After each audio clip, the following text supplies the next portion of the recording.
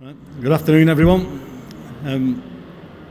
Nice to see you all here, and thank you very much for taking the time out the next few minutes to listen to what I've got to say. So it's quite odd, actually, and I find it quite amusing, when somebody asks you to come and talk for a few minutes and talk about people and things like that, and you sit there thinking, well, what am I actually going to say? What am I actually going to talk about? What sort of messages do I want to get across?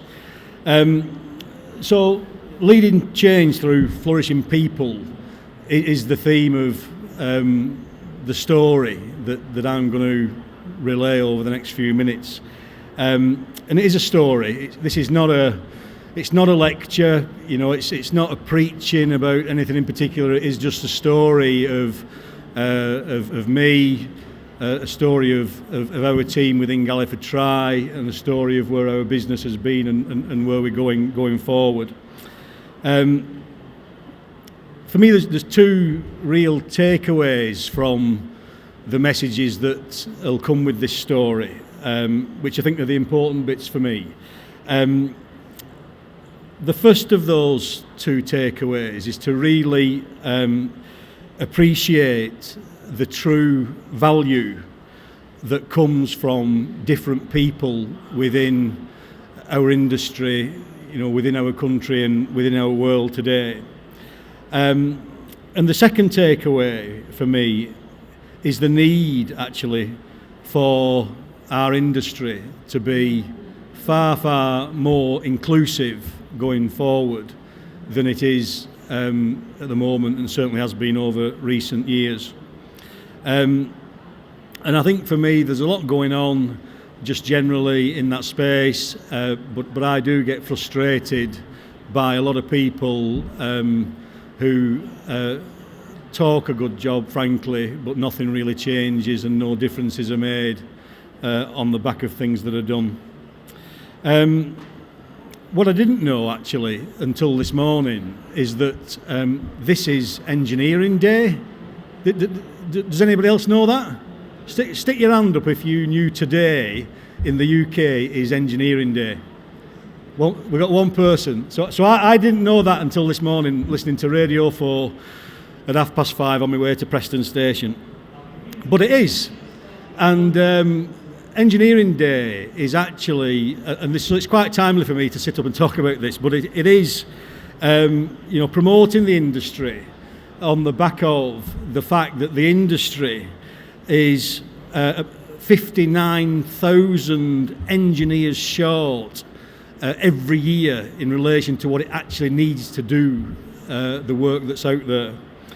And not only is there a huge shortage of engineers in that industry, only 12% of those in the industry are female today, and only 9% are black, Asian and minority ethnic backgrounds. But why is that? And my answer to that is because the industry isn't inclusive enough, and isn't inclusive enough as it needs to be. So that's just a little bit of an intro for me. This is a story, it's not a lecture. Hopefully, you can take a couple of things away from it in that sort of space, and hopefully, make a change in your own businesses and your own teams going forward. When I gathered my thoughts on what to talk about and what to say, I actually spoke here 2 years ago.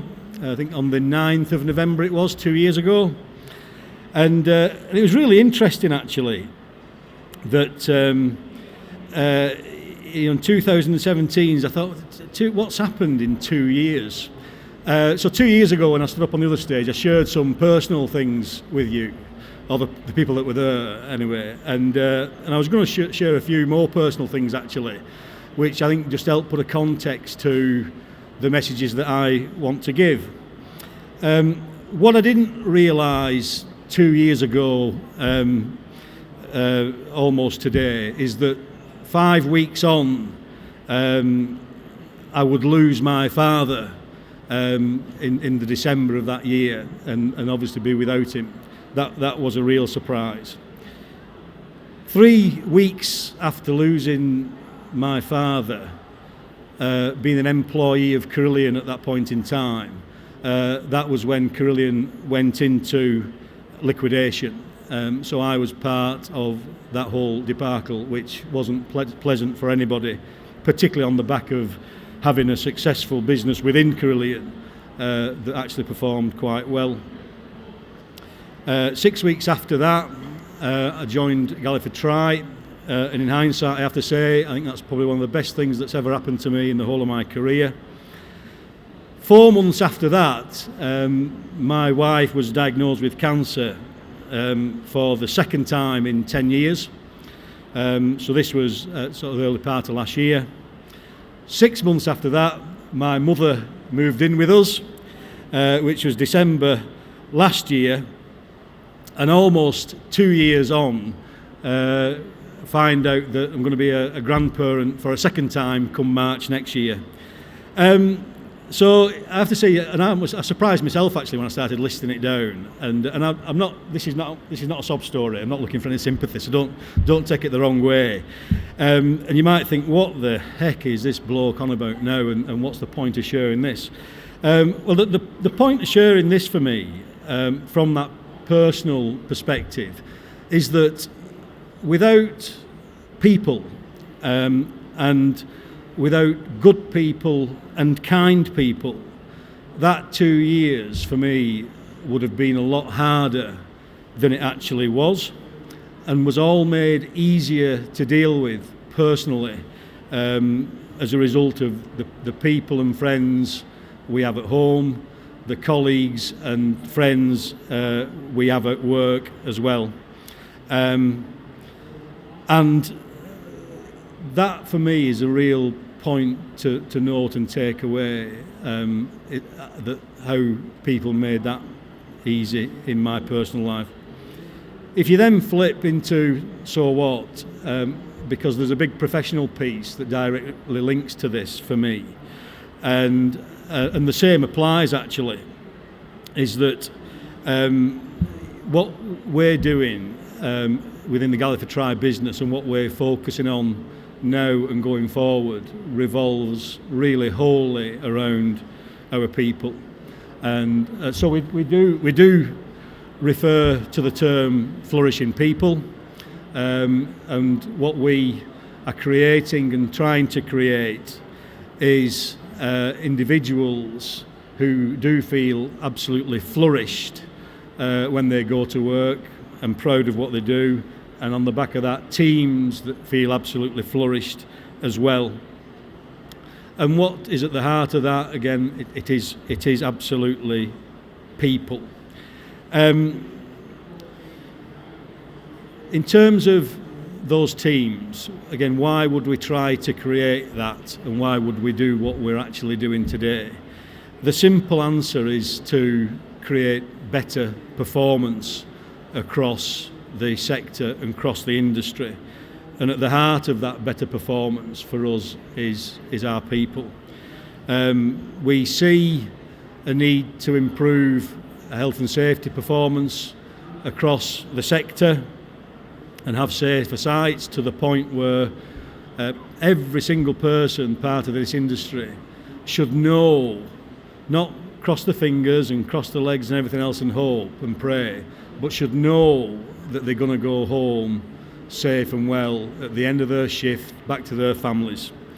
And flourishing teams will help facilitate that. We, through people, will have more satisfied customers and partners.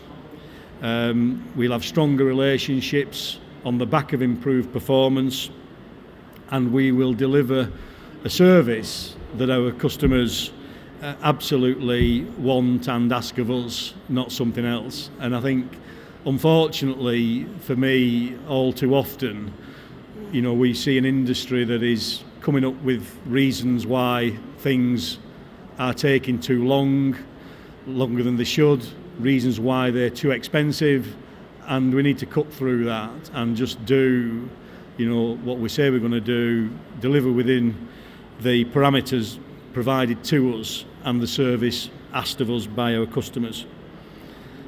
And lastly, those flourishing people will create a more sustainable business for us all round. And to get to a point where we know we're not going to hurt anybody, to get to a point where our customers are absolutely satisfied with the service that we are providing them, to get to a point where on the back of that we are making better, consistent margins, got high levels of engagement right across the teams that are out there, and the strongest relationships you could ever imagine with the supply chain. We will create a sustainable business that will be here for a long time. But you've got to ask yourself then, what creates a flourishing team? So if these flourishing teams are going to do all this great stuff, how the heck do you create a flourishing team? Well, you do that by creating a team that is absolutely proud of doing what it's doing and being part of what it's part of, by creating a team that gets listened to and valued and absolutely included in a part of the business and is contributing to the shape of our future, making decisions about what we do and helping the whole, not just feeling as though they're locked in a box somewhere. A flourishing team is filled with people who are recognised and engaged within the business and know what's going on, know the direction of travel, know the things that are issues with us, know the things that need addressing, and know the way forward. Have we nailed all that? Are we perfect in that context? No, we're not, but we're on that journey. And if you took a slice through that journey today and said, so how are you doing? My simple response to that would be pretty well, actually. We have a great business. There's no two ways about that. There's still room for us to improve and progress against the journey that we're on. The growth within Galliford Try Highways is significant over the past 12 months. We've doubled the size of the business in simple terms. We have restructured the team and we've made some changes there. And all those things have led to already improved performance within our business. Our health and safety statistics are improved. Our in-year AFR is currently set at 0, and our rolling AFR is at 0.02, and we were in that place a year or so ago. We manage cash better than we've managed cash before. Our churn rates of staff have started to decrease. Our financial outcomes and reporting and the margins we make are stable and good margins, and our general performance against the KPIs that exist within the business that we measure ourselves against, are better than they were a year or so ago, which is pretty good as far as I'm concerned. We've won good work and continue to win good work, which is fantastic, and the relationships that we have with our customers and our partners is gaining strength all the time. So something's right. There is still work to do. We need to lead our way through this and continue on the journey that we're on to ultimately succeed. From my point of view, I am hugely proud of the team that I sit as part of, and I'm actually hugely grateful to be part of that team that not only has got the business into the shape that it's in today, but has helped me personally over the last 12 months or so through some of the challenges that I've faced.